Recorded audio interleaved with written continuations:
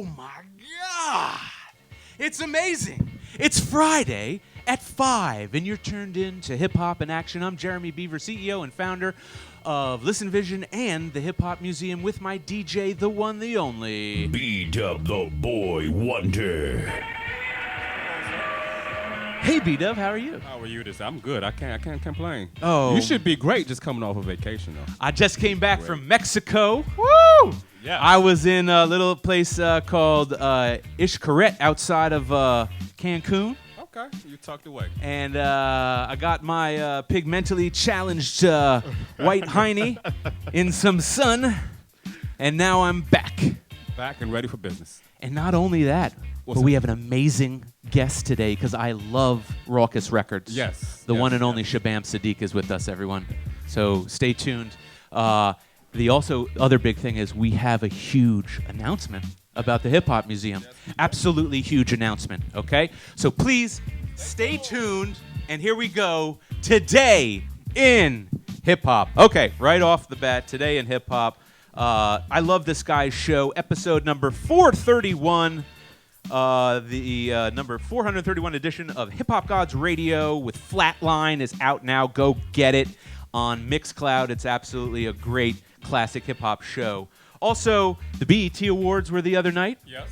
And many people burnt it down, including Method Man and Mary J. Blige, an absolute incredible duet. They brought it back, and they still got love to give. And that was an amazing performance. So if you missed that, I'm sorry. We're not going to show it here, but it was amazing. Okay, Dr. Dre's 2001 album. I bet you've never heard an orchestra do it. Yeah, that's right. An orchestra in Baltimore on November 12th. It seems like a little ways away, but, that's going to sell out quickly because that type of thing does not happen, normally. Okay. Who else burnt it? No, wait. Andy Katz, my boy, the Grandmaster Katz, went to England and took some amazing shots for Delta Bravo where he mashes up new images with old images, and that was the Beastie Boys 1993 in London scene.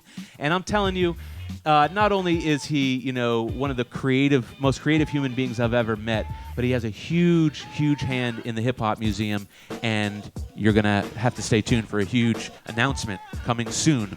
But just the other night, another group that you would have never thought to see at the BET Awards also ripped the stage. EU did an incredible rendition of The Butt.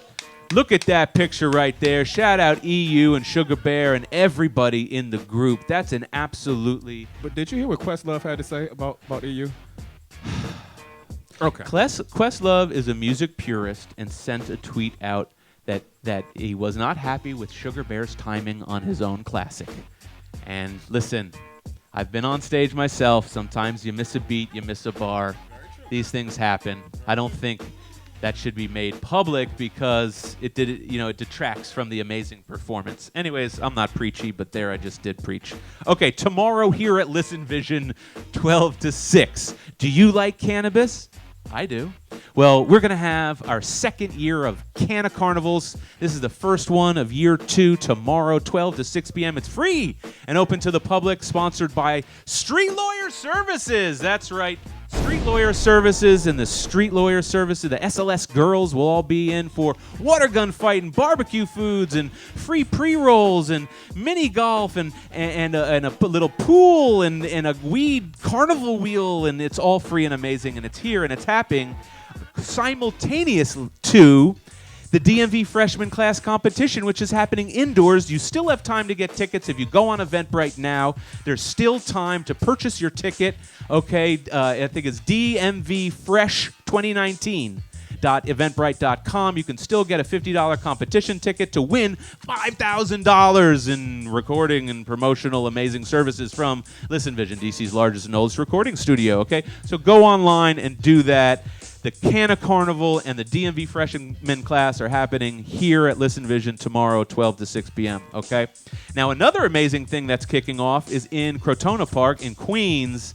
The, Lord Finesse, DJ Cash Money, DJ Tony Touch, Grandmaster Kaz, on July 11th, my boy Neil Taylor will be going out there and representing True Heads Clothing And you know who else represents True Heads Clothing? We do each and every Friday right here. If you like some of these good old snapbacks and these fitteds and these Kangos that we're always rocking each and every Friday, make sure you check them out. True Heads Clothing. That's trueheadsclothing with a Z.com. Thank you, Neil. And thank you for this amazing one-of-one, Igor, if we can zoom in on this. This is a one-of-one museum hat just made for just the museum. And I think that's a really, really special new thing that Neil might be showing and releasing soon. So stay tuned for more insanity from TrueHeadsClothing.com. And everyone in Mexico loved it, by the way. My wife was rocking it in Mexico. The Mexicans like the fat laces. Okay. An amazing artist, Darren Holtum, did a commission piece for DJs Amira and Kayla. Look at this amazing piece for these two, I want to say 10-year-old female DJs who are twins and are just killing the DJ world. They are better than many adults I've seen, but also shout out to Darren Holtum, who perfectly encapsulated them in that artwork right there. Another piece of amazing artwork from my girl Amy Cinnamon, De La Doom. It's just a metal age.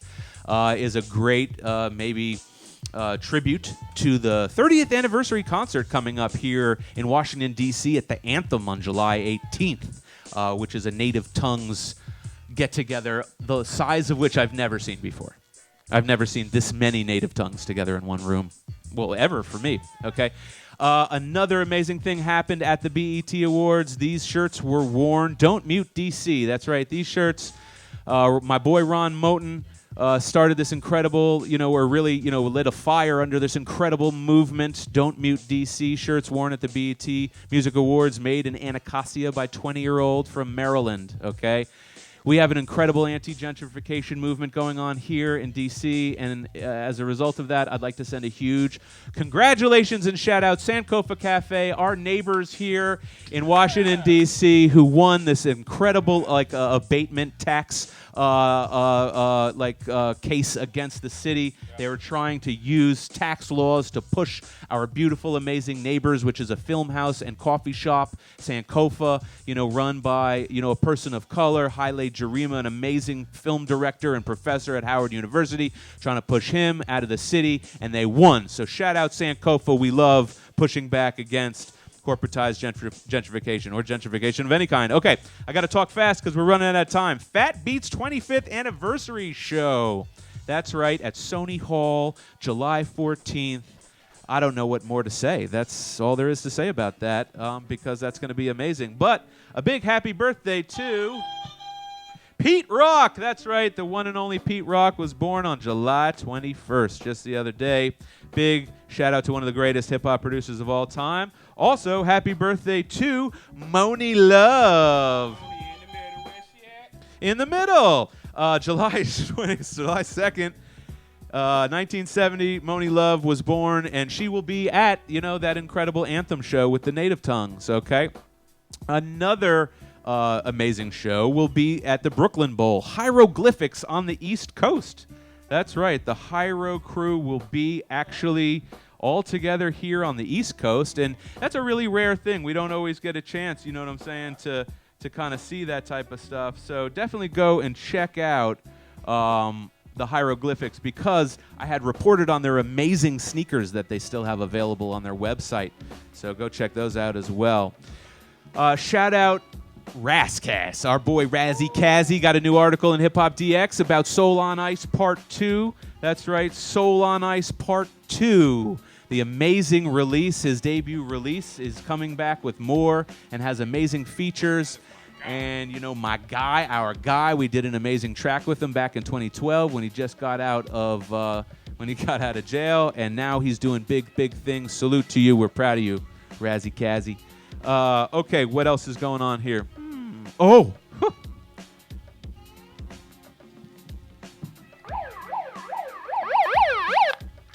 Hip Hop Museum. We're back. We're back like never before, baby! Union District, July 11th through July 15th, with the grand opening on July 11th with the legendary DJ Clark Kent and our love affair between hip-hop and sneakers. with Crank Lucas hosting Know Your Hip Hop, and me, and Dave Mays. Oh my God, it's going to be amazing. Get your butt down to what people are calling the hard rock, the hip hop edition of the Hard Rock Cafe. Okay. We are going to have a hip hop food menu so that you can have your Wu-Tang clams. Maybe you'll like brand Nubian Brussels sprouts. Or maybe you just want a slice of common cheese pizza. Either way, the Craig, Mac, and cheese will be available for you. So come on down. This is going to be our second installation ever, and it's going to be very, very special. So please be a part of that. It's all free, guys. It's all free. You have no excuse. It's all free. Okay? What's next going on? Oh, my God. Congratulations to Master Ace and Marco Polo for their incredible album that just won the 17th Independent Music Awards. A Brooklyn Story. Shout out to those guys. Totally deserving of that. Totally deserving of that. Now, I always like to find these amazing pictures, vintage images that no one's ever seen before. B-Dub, check out this image of Grandmaster Flash on the right and DJ Jazzy J on the left. And what are those things holding down the turntables? Bags of cement. That's right, concrete cement bags. That's how hard we had it back in the day just to get your turntables not to wobble. Oh, they were putting bags of cement. Give us our props. Okay. All right, moving on. Our boys, we've inducted almost every one of them. DITC has an incredible new article in Medium on the oral history of the group and the clique and the crew there. So go check that out, medium.com. Also, rest in peace, rest in power to one of the greatest individuals to ever grace our world, Michael Jackson, who, man, can you believe I'm looking at this? Even chokes me up to look at this picture. I miss you, Michael. You changed my life. You changed all of our lives. It's been 10 years, and it feels literally like yesterday they told me that news. That shit chokes me up for real. I'm for real getting choked up right now. Michael's amazing, and I don't care what anyone says about him. I believe he was like a musical angel. If you like to not break your phone, look, I think I have receipts in the back of my phone case. That's so ghetto. Yo, check out this phone case. Go get this phone case. It's all the cassettes, like all the classic hip-hop cassettes. It's on Amazon right now. Go search old school hip-hop cassette phone tape. That's dope. Look at the even jagged edges. Thanks, Igor. That looks amazing. Yeah, that's so dope. Oh man, you're the best. Okay, that's lovely. Okay, don't sweat the technique. How do you do this?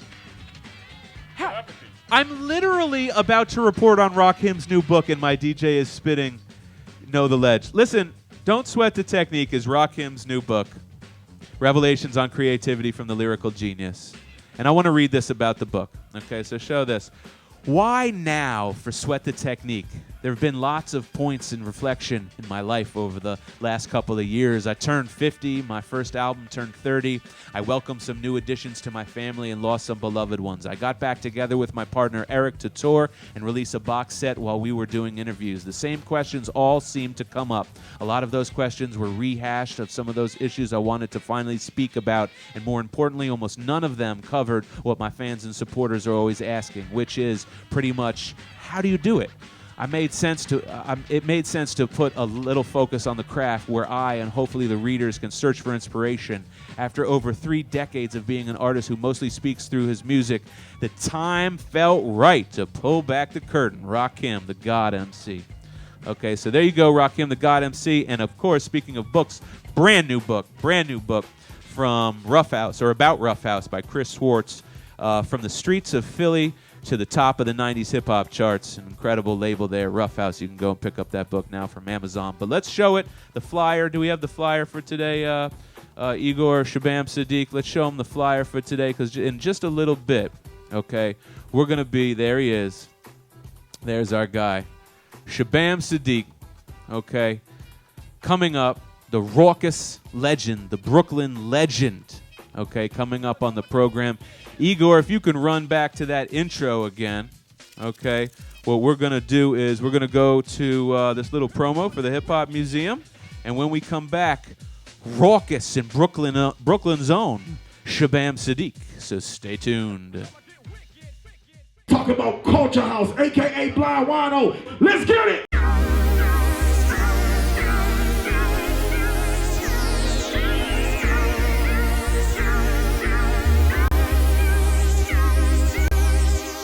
Start my museum.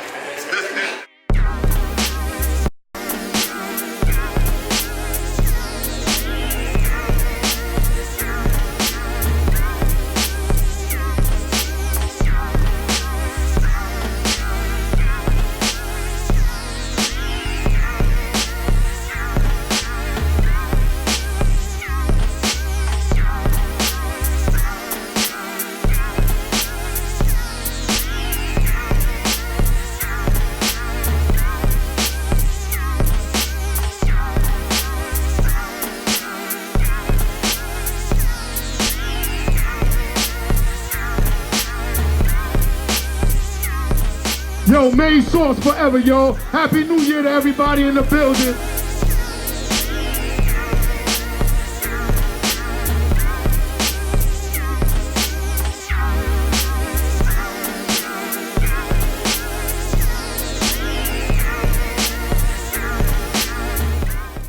Oh my God, we're back, and I have the greatest producer in the history of mankind because he made this happen. And I know Shabaam didn't think it could happen, but I got him on the line. Shabaam Sahdeeq, the Brooklyn native, raucous own. How are you, my friend? I'm good, man. I'm good. Man, well, you look great. You don't age.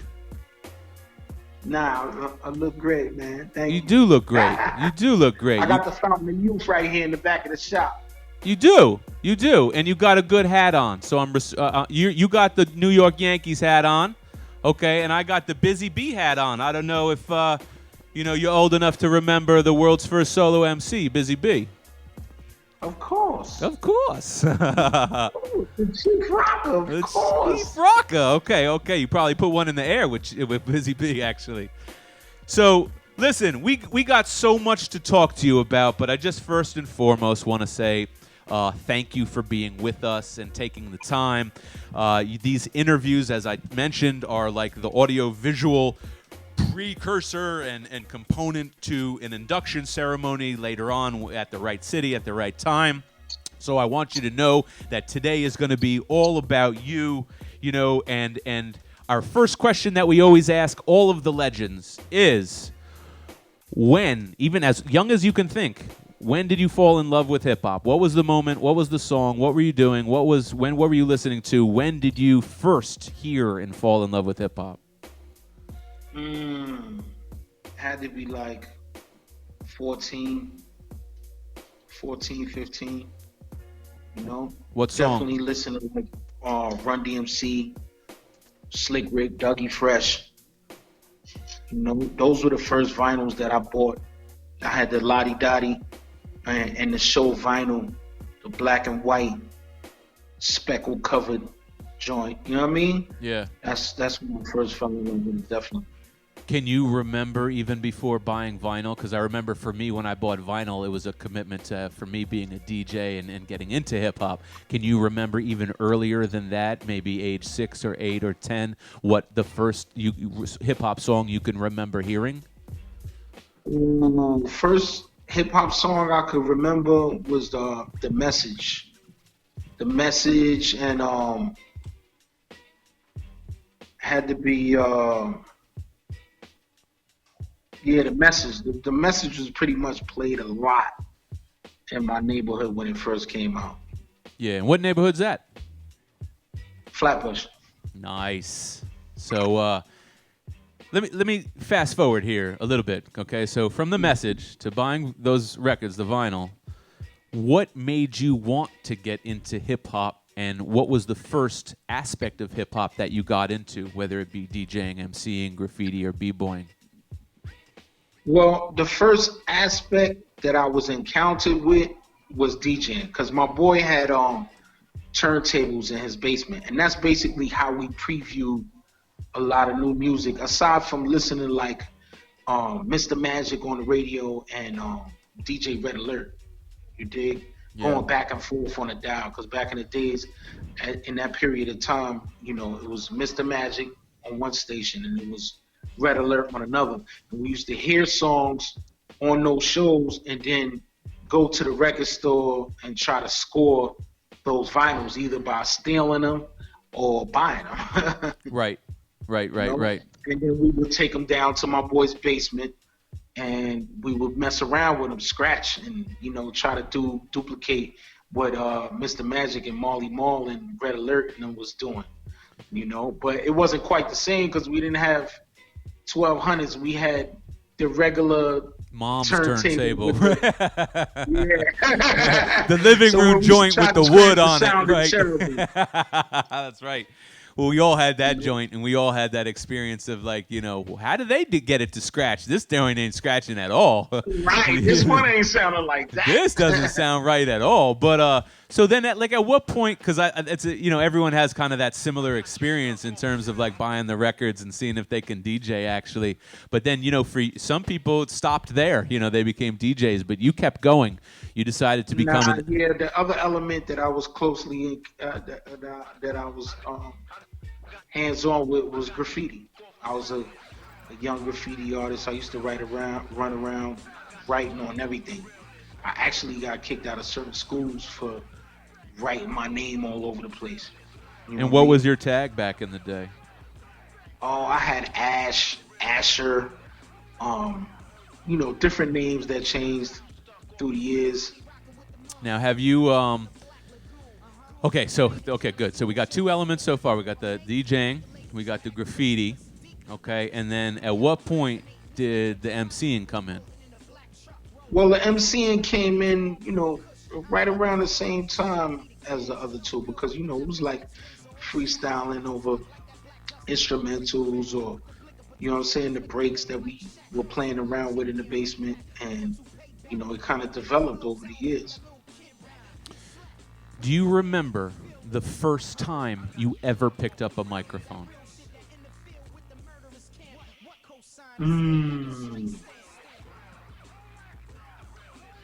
Nah, not really. I mean, any place where there was some. I remember rapping through headphones as a microphone. How about that? Okay, that separates the OGs from the no Gs. You know what I'm saying? If you ever rap through the earphone of a headphone, you, my friend, are hip hop. You know what I'm saying? Man, listen, we used to, and that's where I feel like cupping the microphone kind of came from. It's like you get that one side of the headphone. Because you cup the headphone, right? Yeah.